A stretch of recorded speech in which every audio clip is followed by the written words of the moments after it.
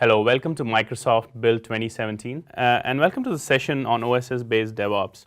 In part 1, I will talk about CI/CD with Jenkins and Netflix technologies. In part 2, my colleague Eugene will talk about provisioning using Terraform. So let's get started. When developers try to do DevOps with Azure, they typically come to a fork in the road. Visual Studio Team Services provides a fully managed service with excellent integrations into Azure. However, cloud-native and enterprise Java developers also want third-party tools they know and love to work with Azure. In this talk, I'll go through some of the OSS tools you see here on the right and show you how to integrate them with Azure. Let's start with Jenkins. Jenkins is a very popular DevOps tool for continuous integration, or CI. So what is CI? It is the DevOps practice of merging all developer working copies to a shared mainline or trunk, ideally several times a day. This is achieved by building and testing developers' changes on commit via automation. One of the problems with CI is that as the code base and the automation increases, the CIs get slower and it becomes a bottleneck. To address this, we released the Azure VM Agents plugin with Jenkins. This plugin lets Jenkins rapidly spin up large numbers of Azure VMs in parallel, thus making CI faster and also cheaper, as these VMs are quickly torn down when not needed, unlike on-premise machines, so you only pay for what you use. So let me show you how this works. To start with, all you need to do is get to this aka.ms URI and click deploy to Azure.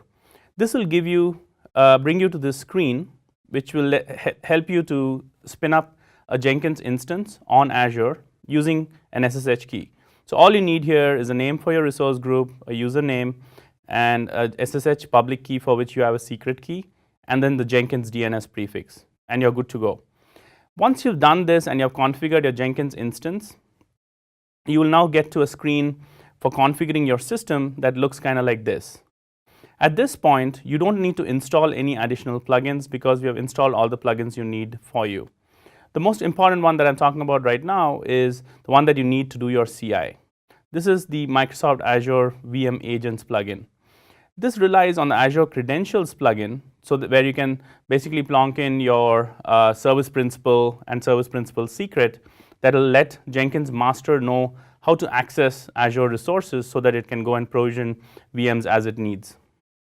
And the other thing you need to do is to define what does the template of your VM agent look like, so that every time Jenkins wants to instantiate a VM, you need to tell it what are the different criteria for it to instantiate it. So for example, it'll have things such as size, but also you can define either an image reference to something from the marketplace or create your own custom user image from a baked VHD, say using something like Packer. And that's it. So once you save this, any developer using your Jenkins master in any job, all he needs to do is to say restrict where this project can be run, check this box, and use the label expression for the template that he needs. And every time he runs this job, Jenkins will decide to spin up or tear down Azure VMs depending on the load that it needs. So this automatically scales up and down, and think of it as a domain-specific, CI-specific autoscaler. So this is so trivial and easy to configure that we use it a lot ourselves. For example, we use this heavily for all of the builds and CI that you see for .NET Core.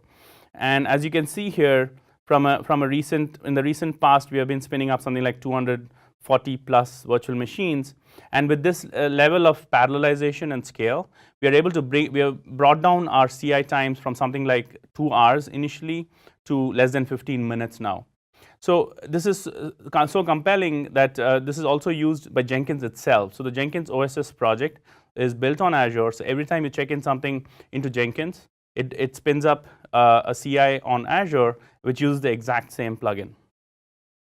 So if you do not want to use our quick start template with the master installed on Azure, You also have the choice of using the Azure VM Agents plugin from your own on-premise master.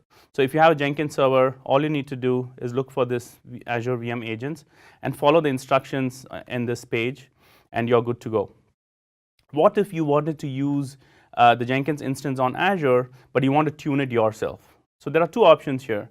One is you can secure the Jenkins instance on Azure using the guidance in this blog post that you can get to from this link, or you can just fork our quick start template because it's fully open source and tune it to your specific needs. So let me get back to the slides. So now that you have seen how to do continuous integration, let's move on to the next important practice in the typical DevOps lifecycle, which is the notion of continuous deployment, or CD. So what is CD? CD is nothing but the continuation of CI.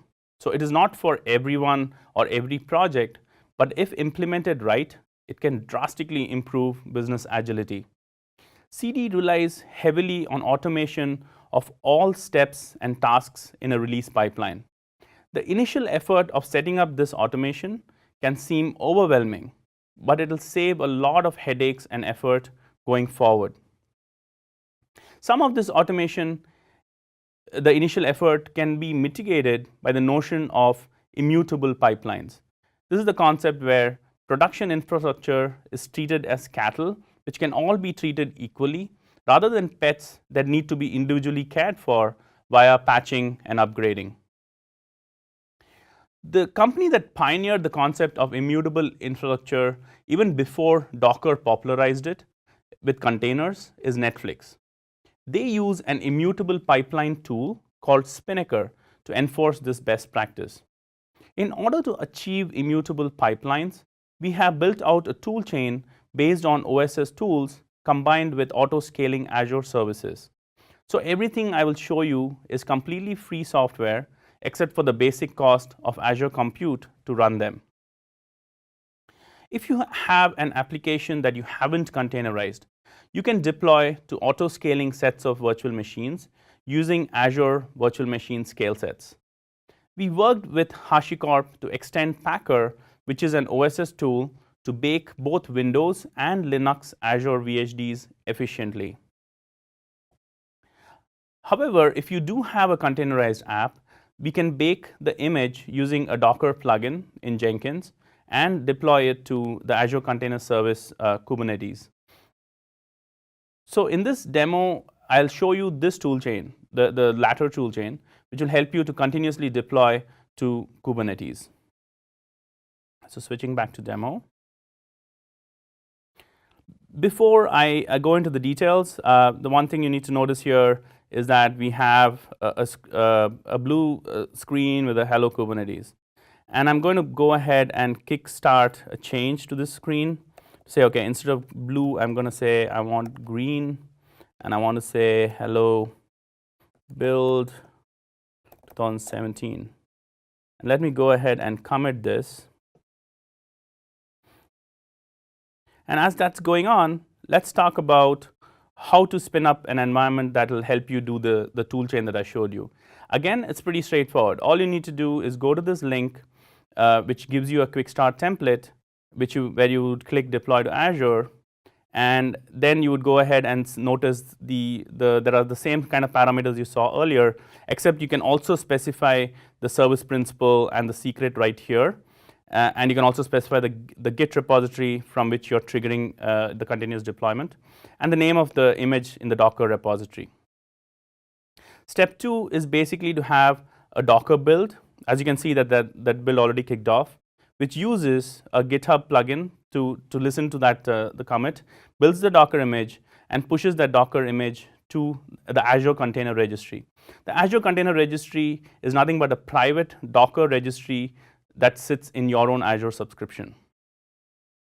Next, we go on to the Spinna instance, which was spun up for you, which is listening to the changes to that registry. So basically, the pipeline here is listening to changes to the Docker registry of the specific image that we talked about. So we have now integrated the CI system and the bake system with the CD system. And next, once the pipeline is aware that something has been triggered, it starts running. So here you see the pipeline that is triggered from the Docker registry that we just talked about, and it's initially going to be deploying to a dev cluster, and then it's going to be it'll halt at the manual judgment just because this is a demo. One of the things that you can see here is once it's successful, we can basically do a find image from the same dev cluster and then deploy it to prod. So the advantage of that is that you don't have to go back to the registry in order to read the changes. And that's sort of one of the big benefits of the immutable concept, is that you can have any number of applications go through the exact same flow. As you can see, there's nothing specific to any application here. This is more like a pipeline that you can configure and reuse as a template. So as you can see, this has currently stopped at the manual judgment, where it's asking me to verify whether the dev server group looks good. I'm already running a proxy system here for my kube control, and I will navigate to this URL to test that things have changed. So everything worked well. I should see the dev cluster has been deployed with the new container, and I should see this turn green. Yes, so that worked. So all that this is showing you is the ability for you to control a simple continuous deployment to Kubernetes. However, Spinnaker is not just about that. It also lets you manage the clusters, such as your dev cluster and your production cluster, and provides you a whole bunch of functionality, such as rollback, which is something that is really hard to do in a non-immutable system, because now all you need to do is switch back to one of the previous versions that were deployed.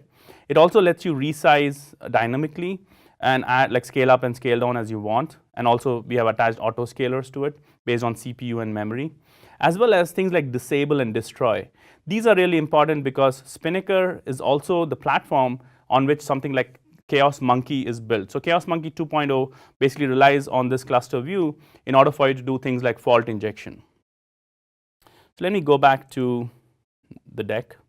So in this demo, I've shown you how trivial it is to create a tool chain that lets you, with a single click and a few parameters, instantly deploy a tool chain using GitHub, Jenkins, Docker, and Spinnaker, along with Azure Container Registry and Azure Container Service.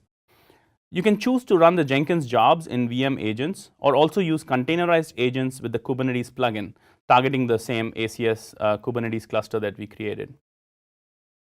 So all the links that I showed in the demos are provided in this slide, along with links to deep dive videos around each step.